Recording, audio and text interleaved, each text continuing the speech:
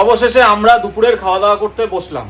আর তোমরা দেখেছো গতকালও আমাদেরকে ছেড়ে সবাই খেয়ে নিয়েছিল, আজকেও তাই আমাদেরকে ছেড়ে সবার খাওয়া হয়ে গেল। মানে জামাইবাবুকে ছেড়ে যে ওরা কি করে খেলো, একমাত্র আমার এই শালি, এই যে ও টুকটুক করে খাচ্ছে, বলছে না রূপকদা বসবে তারপরে আমি উঠবো।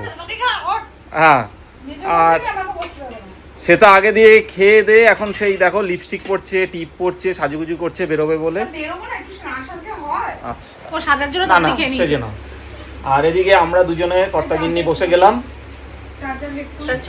তো অনেক চটজলদি আজকে তোমরা দেখেছো কত দেরিতে রান্না শুরু হয়েছে, যেহেতু ওই গ্রিল গুলো বসছিল বলে। রান্না বসিয়েছি, দুটো রান্না কমপ্লিট, একদম মাংসের ঝোল আর ভাত।